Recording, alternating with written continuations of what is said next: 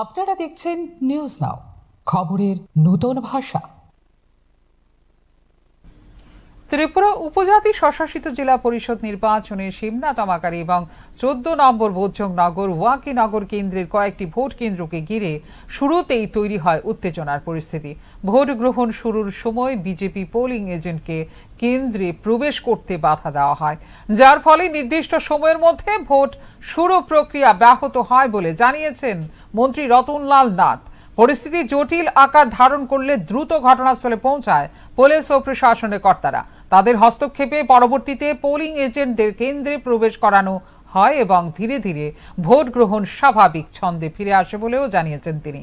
প্রাথমিকভাবে সমস্যা তৈরি হলেও প্রশাসনের সক্রিয় ভূমিকার ফলে তা দ্রুত নিয়ন্ত্রণে আনা সম্ভব হয়েছে বলে জানিয়েছেন মন্ত্রী রতনলাল নাথ।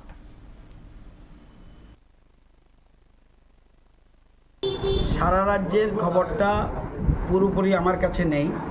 আমাদের বিজেপির কেন্দ্রীয় অফিসে, আমাদের আগরতলা কেন্দ্রীয় অফিস থেকে ওরা মনিটরিং করছে, সেখান থেকে আপনার ডিটেলস পাবেন এবং সামান্য কিছু খবর পেয়েছি।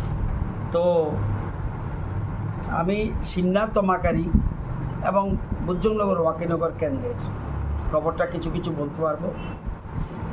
প্রথম দিকে কিছুটা সমস্যা হয়েছিল, কোথাও কোথাও এজেন্ট ঢুকতে পারেনি।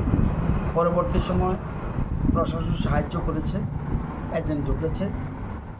এখনও দুই একটা জায়গায় শিমনা তমাকারীতে প্রবলেম আছে, সেগুলো আমরা দেখছি। প্রশাসন সাহায্য করছে এবং ইলেকশন যে মেশিনারি তারা সাহায্য করছে।